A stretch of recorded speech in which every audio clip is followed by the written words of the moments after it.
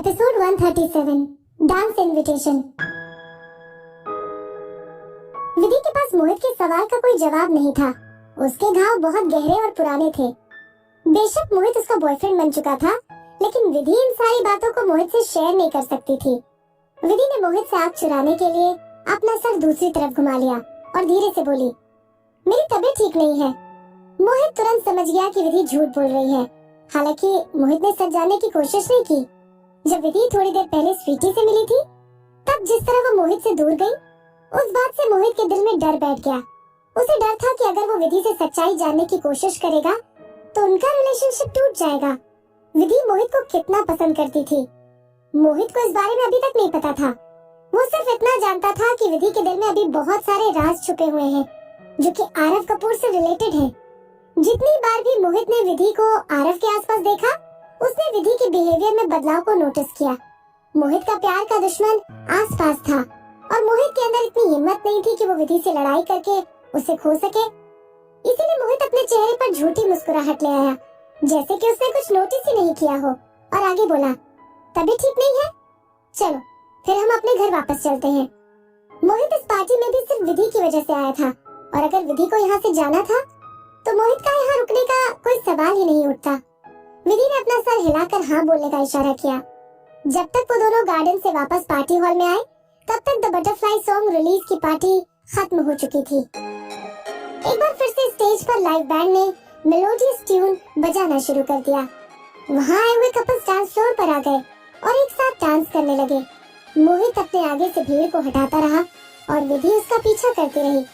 अचानक उन दोनों के पास एक लड़की आ गई। उस लड़की ने खूबसूरत सा गाउन पहना हुआ था और उसके कर्ली बाल थे। वो लड़की और कोई नहीं बल्कि स्वीटी चोपड़ा थी।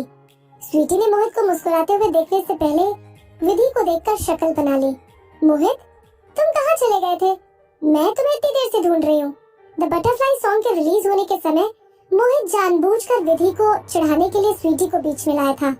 हालांकि उस मुलाकात ने स्वीटी के मन में मोहित के लिए प्यार बढ़ा दिया था। उसे लगा कि शायद मोहित इस लड़की के साथ खुश नहीं है। वो सोचने लगी कि मोहित उसका सहारा लेकर विधि से पीछा छुड़ाना चाहता है, और स्वीटी भी यही चाहती थी। स्वीटी ने एक बार फिर से मोहित का हाथ पकड़ा और उसे अपनी तरफ खींचते हुए बोली, मोहित, क्या तुम मेरे साथ डांस करना पसंद करोगे? हालांकि इस बार मोहित अपनी पुरानी गलती को दोहराना नहीं चाहता था। उसने बड़े प्यार से स्वीटी का हाथ अपने हाथ से हटाया और बोला, स्वीटी, मुझे माफ करना, मैं भी तुम्हारे साथ डांस नहीं कर सकता। विधि की तबीयत खराब है तो मुझे उसके साथ घर जाना पड़ेगा। क्या? इतना बड़ा आदमी होने के बाद भी मोहित इस चिड़चिड़ी लड़की को खुद घर छोड़ने जाएगा? स्वीटी निराश होने लगी। मोहित, तुम अपने किसी ड्राइवर को बोलकर इस लड़की को घर भिजवा दो। तुम इस लड़की के लिए इतना परेशान क्यों हो रहे हो? मैं कुछ नहीं जानती, तुम्हें मेरे साथ अभी डांस करना पड़ेगा। अपनी बात पूरी करते हुए स्वीटी ने एक बार फिर से मोहित का हाथ पकड़ने की कोशिश की, लेकिन मोहित ने चुपचाप उसके हाथ को अवॉइड कर दिया। स्वीटी और ज्यादा निराश हो गई। मोहित, तुम मुझे इग्नोर क्यों कर रहे हो? विधि से ये सब कुछ देखा नहीं गया। ये स्वीटी जितनी हाई सोसाइटी होने का नाटक कर रही थी, क्या उसे मोहित के साथ खुलेआम फ्लर्ट करने में जरा भी शर्म नहीं आई? अगर मोहित की जगह यहाँ पर आरव कपूर होता तो? विधि ने अपनी पुरानी जिंदगी में आरव कपूर को बेशर्म लड़कियों के साथ डील करते हुए देखा था। कपूर फैमिली के रिश्ते भी बहुत बड़ी बड़ी फैमिलीज के साथ थे, लेकिन आरव को अच्छी तरह पता था कि किसके साथ किस तरह का रिश्ता निभाना है। कपूर और भाटिया फैमिली दोनों हाई क्लास थी, लेकिन दोनों की फैमिली वैल्यूज इतनी डिफरेंट क्यों? विधि अपने ख्यालों में कहीं खो गई, लेकिन जैसे ही वो उन ख्यालों से बाहर आई तो उसे महसूस हुआ कि उसके सामने कुछ नहीं हो रहा है। स्वीटी चोपड़ा की घटिया अपब्रिंगिंग का मतलब ये नहीं था कि कपूर फैमिली ने आरव की अपब्रिंगिंग अच्छी की थी, वरना कपूर फैमिली आरव को कभी इतना घटिया इंसान नहीं बनाती। इतना सब कुछ सोचकर विधि का दिमाग खराब हो गया और उसने अपने आप को सोचने से रोका, क्या हम यहाँ से चल रहे हैं या फिर नहीं? विधि ने मोहित से बेसब्री से पूछा। हम चल रहे हैं, मोहित ने जल्दी से जवाब दिया। वो इस समय विधि की हर बात मानने को तैयार था। उसको डर था कि कहीं अगर विधि की बात को टाल देगा तो विधि उसको छोड़कर चली जाएगी। मोहित ने ध्यान से विधि की तरफ अपना हाथ आगे बढ़ाया, जिससे कि उसका हाथ स्वीटी फिर से पकड़ने की कोशिश न करने लगे। विधि ने पहले कभी मोहित का हाथ नहीं पकड़ा था और न ही कभी पकड़ने का सोचा था।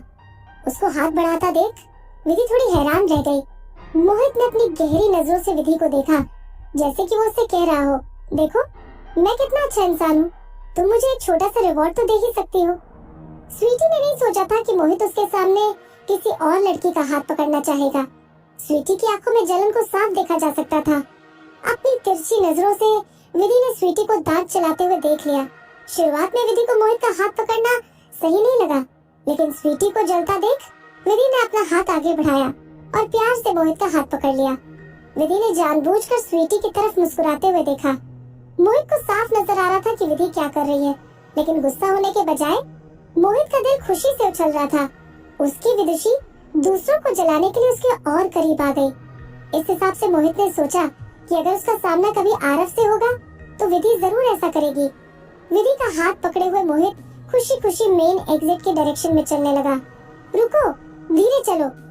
स्वीटी पीछे से चिल्लाते हुए मोहित और विधि के सामने जाकर खड़ी हो गई। मोहित, तुम मुझे इस तरह ट्रीट नहीं कर सकते। मैं तुम्हें पहले ही बता चुका हूँ कि विदुषी की तबीयत ठीक नहीं है। मोहित ने दोनों फैमिलीज का रिश्ता संभालने के लिए स्वीटी से बहुत प्यार से बोला, स्वीटी, क्या तुम हमें बाहर जाने का रास्ता दोगी? मुझे तुम्हारे साथ डांस करना है। स्वीटी हार नहीं मानना चाहती थी। इमोशनल होने की वजह से उसकी आवाज की वॉल्यूम इंक्रीज हो गई।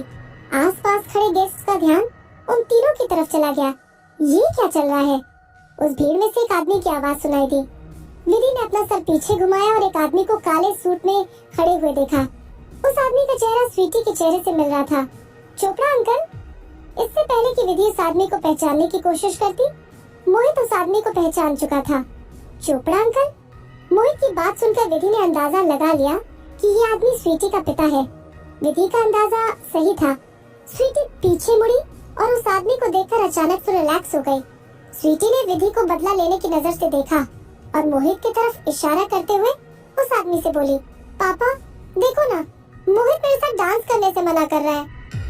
स्वीटी की बात को साफ ढंग से सुनते हुए बाकी के गेस्ट ने उन सबको घूरना शुरू कर दिया। स्वीटी ने हाई सोसाइटी के लोगों की अटेंशन पाने के लिए मिडिल क्लास लोगों को बातें बनाने का मौका दे दिया। बहुत से लोग तो उनके आसपास आकर खड़े हो गए और पूरी बात जानने की कोशिश करने लगे। चोपड़ा अंकल के चेहरे पर भयानक एक्सप्रेशंस थे। सोशल एटिकेट्स के रूल के हिसाब से अगर कोई लड़की किसी लड़के को अपने साथ डांस के लिए इनवाइट करती है तो उस लड़के को मना नहीं करना चाहिए, वरना सोसाइटी उस लड़की को गलत नजरों से देखती है। चोपड़ा अंकल अपनी बेटी को लोगों की नजरों में कैसे गिरता हुआ देख सकते थे। मोहित, चोपड़ा अंकल ने गुस्से में कहा, हमारी फैमिली के बीच अच्छा रिश्ता है। क्या तुम मुझे बता सकते हो कि तुम स्वीटी को क्यों मना कर रहे हो? वरना अगर हमारी फैमिलीज के बीच रिश्ता खराब होता है तो फिर तुम मुझे ब्लेम मत करना। मोहित को महसूस हुआ कि सिचुएशन हाथ से निकलती जा रही है, लेकिन वो बिना डरे बोला, आई एम सॉरी अंकल, अगर आपको मेरी किसी बात का बुरा लगा हो।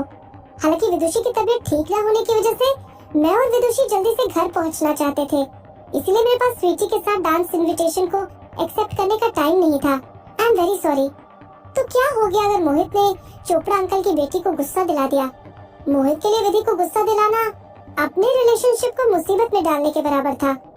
मोहित की बात सुनने के बाद चोपड़ा अंकल को महसूस हुआ कि मोहित किसी लड़की का हाथ पकड़े हुए खड़ा है। उस लड़की का चेहरा साफ बता रहा था कि उसकी तबीयत बिल्कुल ठीक है, वो बहाने बना रही है, सिर्फ बहाने। चोपड़ा अंकल का गुस्सा बढ़ गया और वो विधि से पूछते हुए बोले, तुम कौन हो?